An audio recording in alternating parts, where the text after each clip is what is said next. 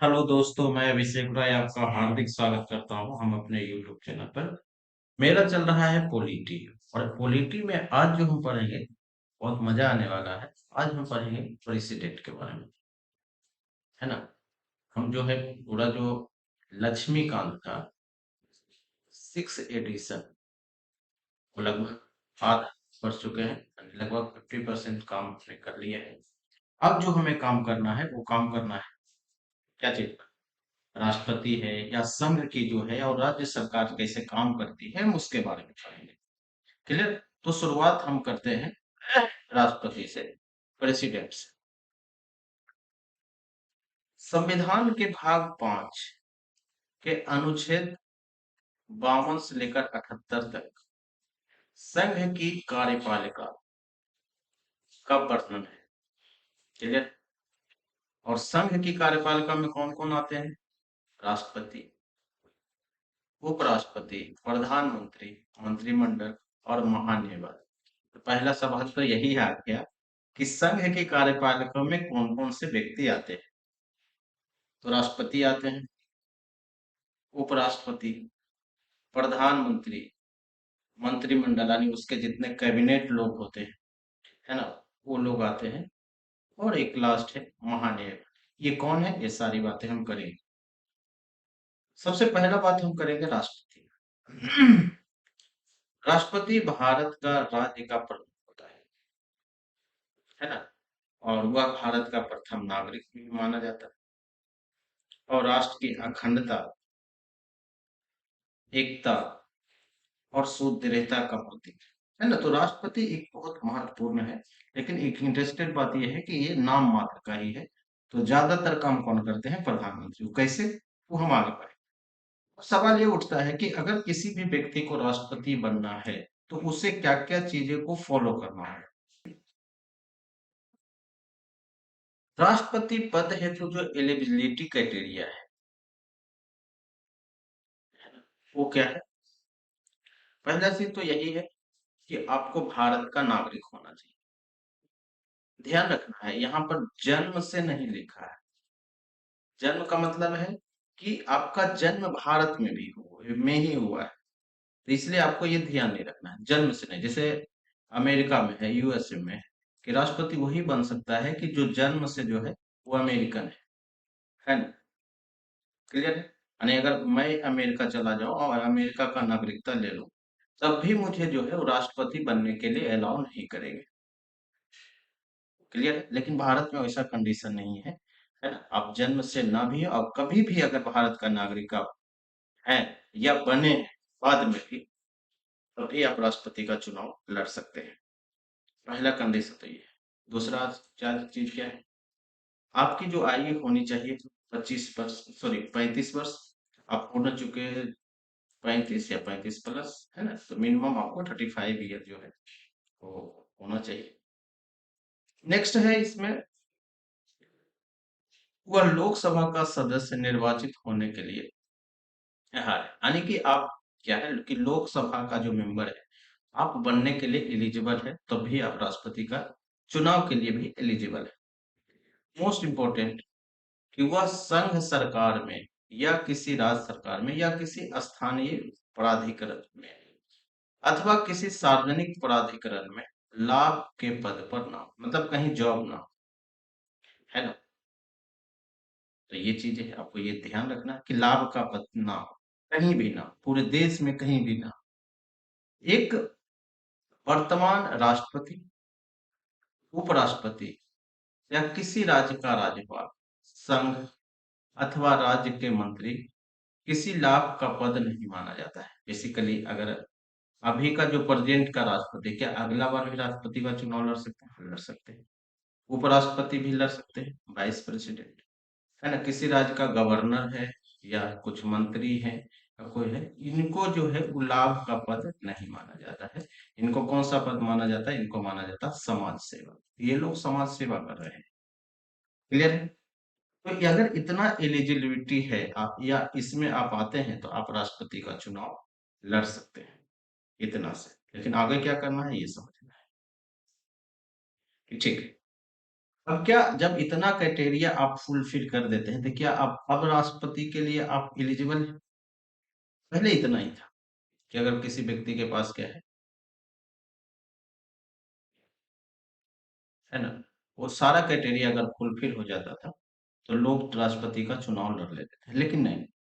इसके लिए कुछ चीजें और आपको फुलफिल करना होगा। इसके अतिरिक्त राष्ट्रपति के चुनाव के लिए नामांकन के लिए उम्मीदवार के कम से कम 50 प्रस्तावक और 50 अनुमोदक होना चाहिए। यानी कुल मिलाकर क्या है कि 50 जो लोग हैं, क्या होना चाहिए, प्रस्तावक, यानी आपका नाम प्रस्ताव करें कि नहीं नहीं, ये जो है, ये व्यक्ति चुनाव लड़ने के लिए क्या है, एलिजिबल है। और ये जो 50 जो अनुमोदक है, आपका नाम को क्या करेंगे, है ना, उसको क्या करेंगे, सबमिट करेंगे, या उसको क्या करेंगे, अलाउ करेंगे। अनुमोदक का मतलब वही है। अगर ये करते हैं, यानी कुल मिलाकर 100 लोग आपका नाम को रिकमेंडेड करते हैं, तब आप राष्ट्रपति का चुनाव लड़ सकते हैं। अब सवाल ये उठता है कि ये 100 नाम है कौन, ये 100 लोग कौन है? ये लोग है लोकसभा या राज्यसभा के जो मेंबर है, वो लोग हैं, है ना। तो ये चीजें आपको ध्यान रखना है, वही लोग खड़ा हो सकते हैं। अगर आपको खड़ा होना है, तो आपको 50 जो है, 50 या 50 100 लोगों को, 100 लोग, 100 सांसद हो, है ना, वो आपका नाम क्या करे, अलाउ करे। ठीक है। प्रत्येक उम्मीदवार को रिजर्व बैंक में 15,000 रुपए का जमानत राशि के रूप में जमा करना होगा। और अधिक उम्मीदवार कुल डाले गए मतों का 1/6 मत प्राप्त करने में असमर्थ रहता है, तो यह राशि जब्त जब्त हो जाती है। यानी बेसिकली क्या है कि मान लेते हैं कि टोटल जो वोट पड़ा है, 120 वोट पड़ा है, ठीक है, राष्ट्रपति के चुनाव में। और आपको मिनिमम 1/6 लाना है। 1/6 का मतलब कितना हुआ, 20 वोट। अगर आपको 20 वोट से कम आता है, तो ये जो 15,000 रुपये आप जमा किए हैं, वो जो पैसा है, वो अब आपको नहीं मिलेगा, है ना, इसीलिए।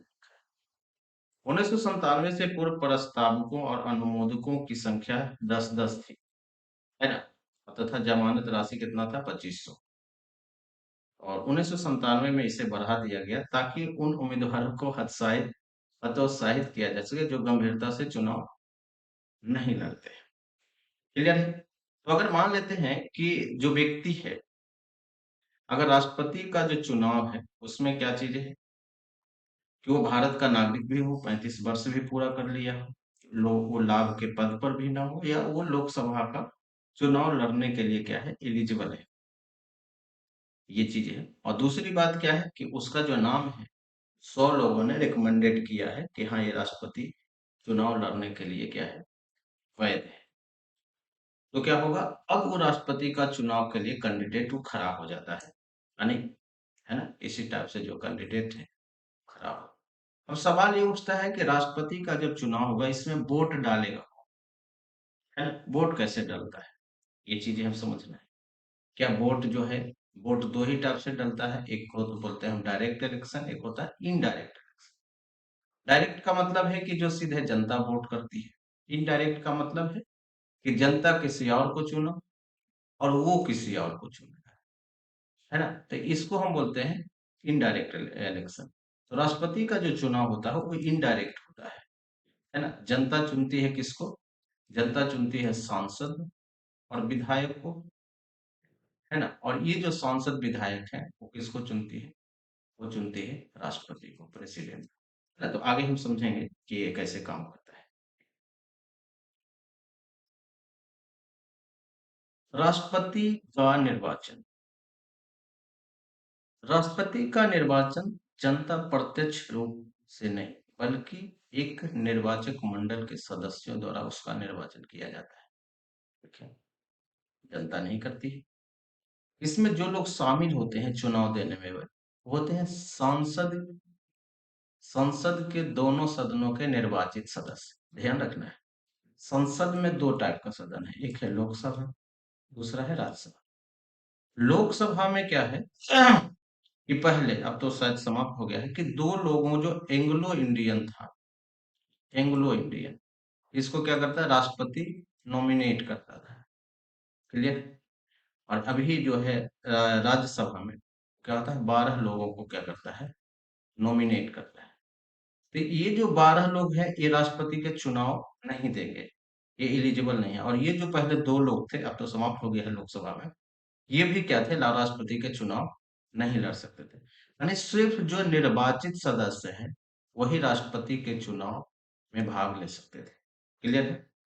सेम वही चीजें है, राज्य विधानमंडल में भी एक एंग्लो इंडियन को क्या करता था, गवर्नर नॉमिनेट करता था, तो वो भी नहीं होगा। सिर्फ जो निर्वाचित सदस्य हैं वो होंगे। नेक्स्ट है यूटी, केंद्र शासित प्रदेश।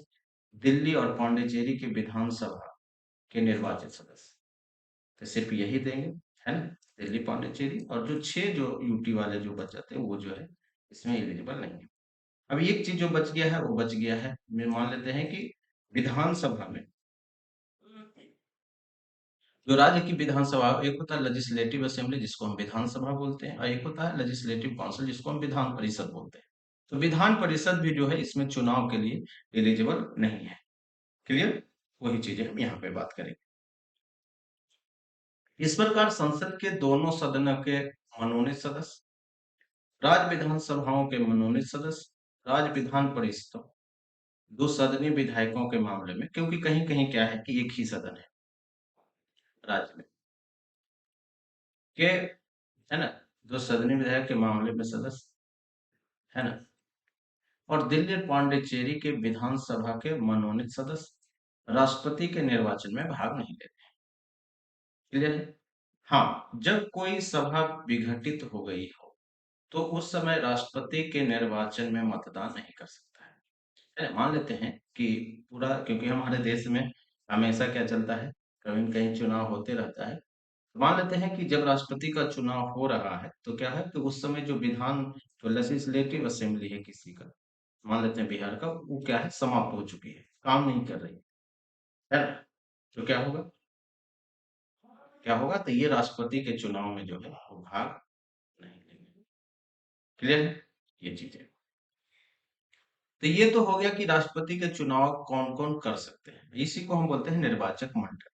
निर्वाचक मंडल का मतलब होता है कि कौन लोग राष्ट्रपति का चुनाव में भाग ले सकते हैं। लोकसभा, राज्यसभा के निर्वाचित सदस्य, नॉमिनेटेड नहीं, राज्य विधानसभा के निर्वाचित सदस्य, विधान परिषद नहीं है इसमें, या केंद्र शासित प्रदेश, खासकर दिल्ली पौंडीचेरी जहां पर विधानसभा है, उसके निर्वाचित सदस्य ही क्या हो सकते हैं, राष्ट्रपति का चुनाव दे सकते हैं। क्लियर? ये चीजें हैं। अब समझते हैं कि ये चुनाव होगा कैसे, है ना। संविधान में यह प्रावधान है कि राष्ट्रपति के निर्वाचन में विभिन्न राज्यों का प्रतिनिधित्व समान रूप से है। ठीक है, सब राज्य बराबर है, और साथ ही राज्यों और संघों के मध्य भी समानता है ना। ये भी चीजें हैं। इसे प्राप्त करने के लिए राज्य विधानसभाओं और संसद के प्रत्येक सदस्यों के मतों की संख्या निम्न प्रकार से निर्धारित की जाती है।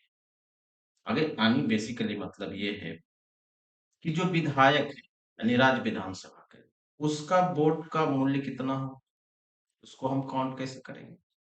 और जो सांसद है, उसका वोट का मत क्या होगा, ये हम कैसे काउंट करेंगे, क्योंकि दोनों का मोट वोट का जो परसेंटेज है, यानी महत्व है, क्या है, वो मायने रखता है, या अलग अलग है, ये चीजें हैं। जैसे मान लेते हैं, हम एक एग्जांपल ले लेते हैं बिहार का, बिहार ही लेते हैं सब दिन, यूपी ले लेते हैं। ठीक है, तो यूपी में एक विधायक का मत कितना होगा, पता होना चाहिए, कितना होगा, राज्य की कुल जनसंख्या।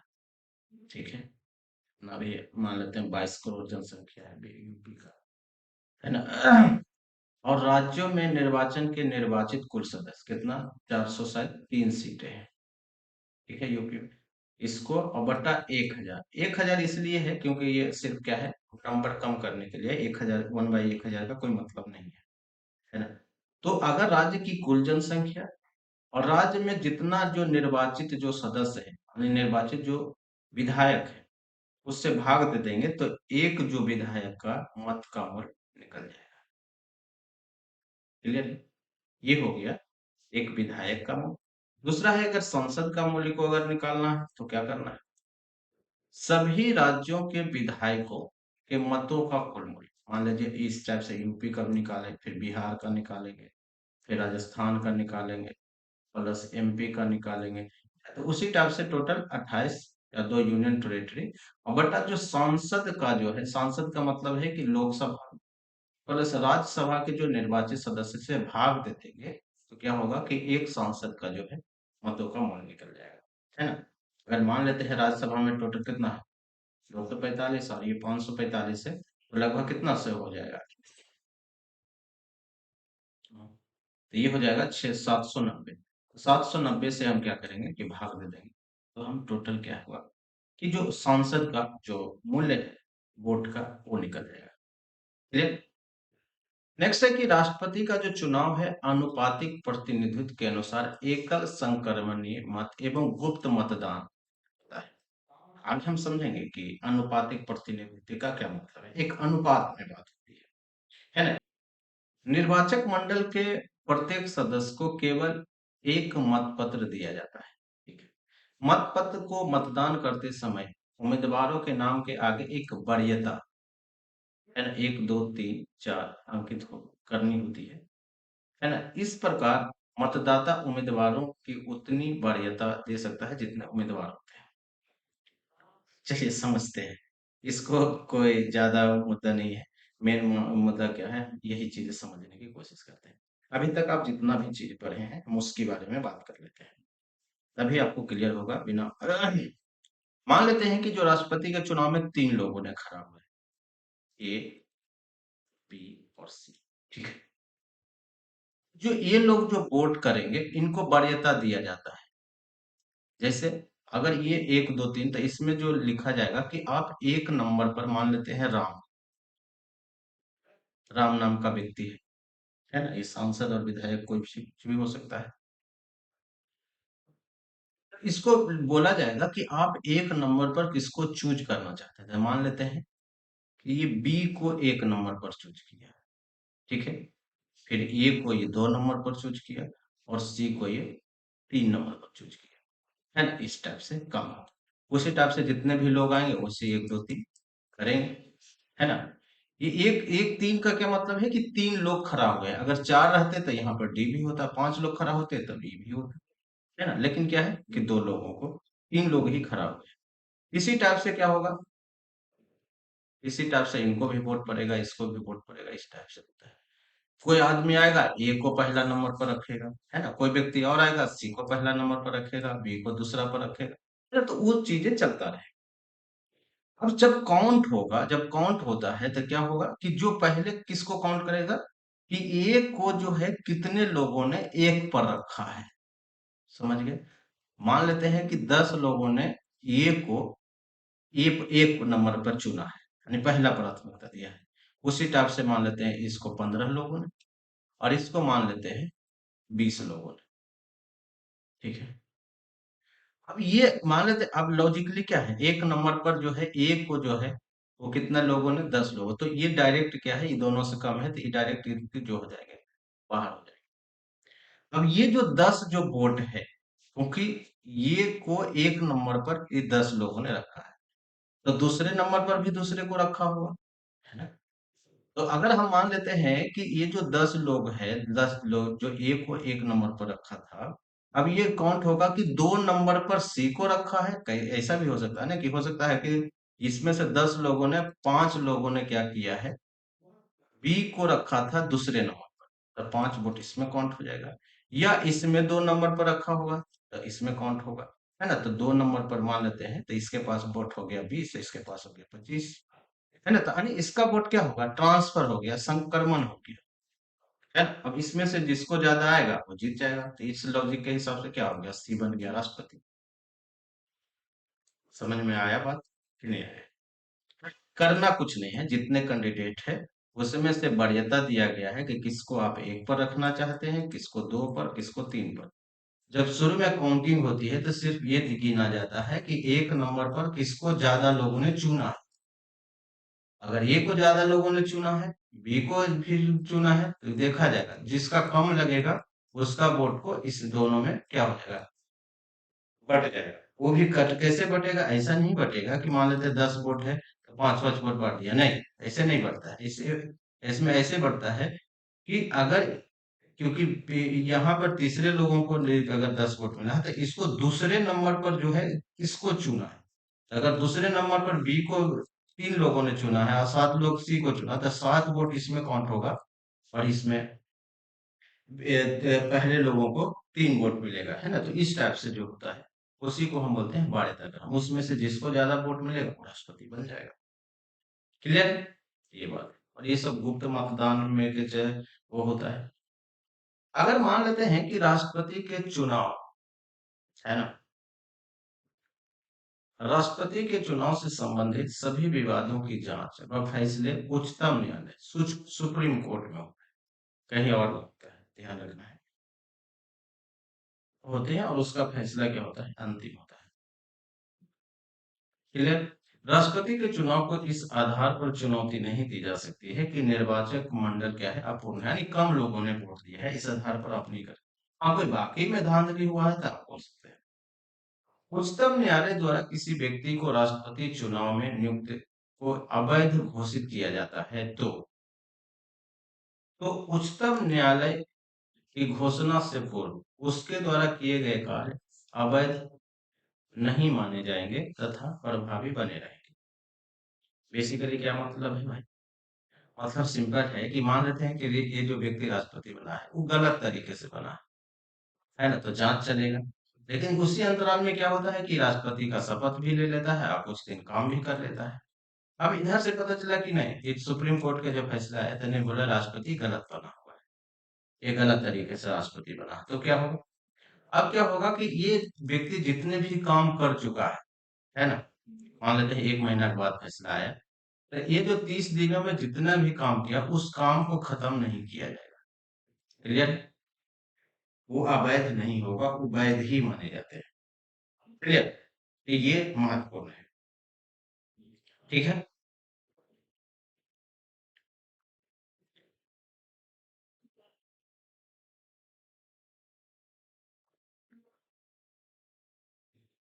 अब क्या होता है कि मान लेते हैं कि राष्ट्रपति का जो है वो क्या हुआ है, चुनाव हो चुका है, राष्ट्रपति हमने चुन लिए है।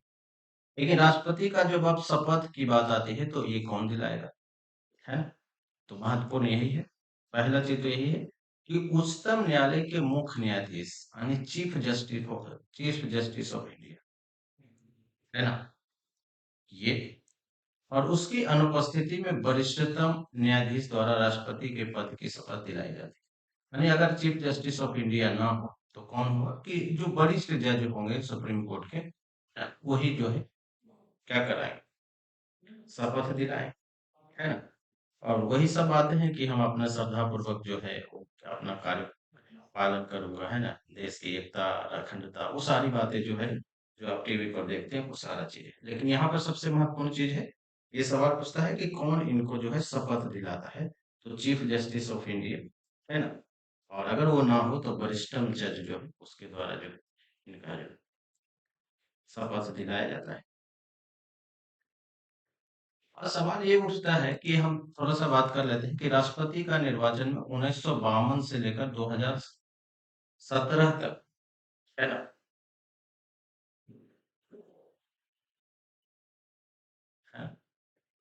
कौन कौन राष्ट्रपति बने हैं ये थोड़ा सा हम बात कर लेते हैं।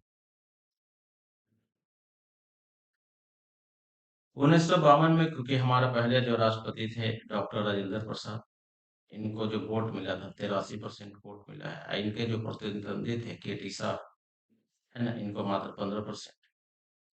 फिर 1957 में डॉक्टर राजेंद्र प्रसाद ही बने थे। 1962 में जो है डॉक्टर राधा कृष्णन, जिनके जो जन्मदिन पर हम लोग क्या मनाते हैं, शिक्षक दिवस मनाते हैं। उसके बाद है 5 साल के बाद फिर से बने हैं कौन? डॉक्टर जाकिर हुसैन, है ना। उसके बाद 69 में बीबी गिरी। उसके बाद है फखरुद्दीन अली अहमद 74 में। 1977 में है एन संजीवा रेड्डी। मैंने ध्यान रखना है कि जब इमरजेंसी था तो कौन थे? फखरुद्दीन अली अहमद देश में, है ना। 1982 में थे ज्ञानी जैल सिंह। 1987 में थे आर वेंकटरमन, काफी महत्वपूर्ण व्यक्ति हैं ये। 1952 में है, 92 में है शंकर दयाल शर्मा। 1997 में है के आर नारायणन। 2002 में है एपीजे अब्दुल कलाम। 2007 में थे श्रीमती प्रतिभा पाटिल। और 2012 में है प्रणब मुखर्जी। और 2017 में है रामनाथ कोविंद। और ओबियसली बात है कि 2022 में ही ये बने ना, क्या नाम है इनका, द्रौपदी मुर्मू, है ना, द्रौपदी मुर्मू। क्लियर, तो ये क्लियर। और उनके भी प्रतिद्वंदी मीरा कुमार ही थे। ये तो पूरा हो गया कि राष्ट्रपति का जो चुनाव है वो कैसे होता है। अगर राष्ट्रपति लेकिन अगर पद पर बैठते हैं, है ना, तो उनकी कुछ शर्तें हैं। वो क्या चीजें शर्तें हैं, हम थोड़ा सा बात कर लेते हैं कि राष्ट्रपति पद के लिए शर्तें। संविधान द्वारा राष्ट्रपति पद के लिए निम्नलिखित शर्तें निर्धारित की है। ध्यान रखना, संविधान ही निर्धारित किया है। वह संसद के किसी भी सदन अथवा राज्य विधायिका का सदस्य नहीं होना चाहिए। न संसद का सदस्य, है ना, न किसी राज्य विधायिका का सदस्य नहीं होना चाहिए। यदि कोई व्यक्ति राष्ट्रपति निर्वाचित होता है तो उसे पद ग्रहण करने से पूर्व उस सदन से त्याग पत्र देना हो। जैसा कि हम बताए कि राष्ट्रपति के चुनाव में जो है, मान लेते हैं कि कोई मंत्री है? या जैसे वेंकैया नायडू, वेंकैया नायडू क्या, वेंकैया नायडू से ट्रांसपोर्ट मिनिस्टर थे, है ना, ये कोई मिनिस्टर है। लेकिन वो क्या हो गया कि वाइस प्रेसिडेंट बन गए, है ना। उपराष्ट्रपति का भी यही शर्तें हैं, है ना, ध्यान रखना है। तो अगर बन गए तो जब ये बने तो क्या होगा कि ये जो मंत्री है, जो मिनिस्ट्री है ट्रांसपोर्ट वाला, इसको आपको खत्म करना होगा, है ना, क्योंकि आप संसद का जो सदस्य है, जो लोकसभा से आप जो सदस्य है, उसको क्या होगा, छोड़ना पड़ेगा, है ना। या अगर आप नहीं छोड़ते तो ये ऑटोमेटिक खत्म हो जाएगा, है ना। तो वही चीजें देखो कि संसद के किसी भी सदन अथवा राज्य विधायिका का सदस्य नहीं होना चाहिए। यदि कोई व्यक्ति राष्ट्रपति निर्वाचित होता है तो उसे पद ग्रहण करने से पहले उस सदन से त्याग पत्र देना, ठीक है। वही चीजें हैं, कोई अन्य लाभ का पद धारण नहीं करेंगे, है ना, जब तक राष्ट्रपति है। आपको जो है उससे बिना कोई किराया चुकाए आधिकारिक आवास आपको जैसे राष्ट्रपति भवन मिल जाता है। और संसद द्वारा निर्धारित जो उपलब्धियां हैं, वेतन है, भत्ते है, वो सब आपको मिलेगा। उसके लिए आपको टेंशन नहीं लेना है। उससे उपलब्धियां और भत्ते उसकी पदावधि के दौरान कम नहीं किए जाएंगे। ध्यान रखना है कि कम नहीं किया जाएगा, बढ़ा सकता है ना, क्योंकि राष्ट्रपति का कार्यकाल 5 साल होता है। तो उसके दौरान, है ना, अगर मान लेते हैं कि हमारे राष्ट्रपति हैं तो 22 में चुने गए हैं, तो 27 तक इनको क्या है, इनका वेतन से कुछ भी कम नहीं किया जाएगा। जो भी चीजें हैं बढ़ा सकते हैं तो बढ़ाइए, कोई दिक्कत नहीं है। जैसा कि संसद ने क्या किया है, राष्ट्रपति का वेतन पहले 2000 1.5 लाख रुपए था, लेकिन अब बढ़ाकर कर दिया है 5 लाख रुपए, है ना? ये चीजें हैं। और पहले क्या था कि राष्ट्रपति का जो पेंशन है 3 लाख रुपए सालाना बढ़ाकर प्रति माह जो है वेतन का 50% कर दिया है। कि अगर मान लेते हैं कि राष्ट्रपति का ये हट जाती है, अपने पद से समाप्त हो जाता है, तो अगर 5 लाख का आधा मिलेगा इनको पेंशन, है ना। तो अगर मान लेते हैं 2.5 लाख रुपए, 2.5 लाख रुपए उसको इनको प्रति माह मिलेगा। और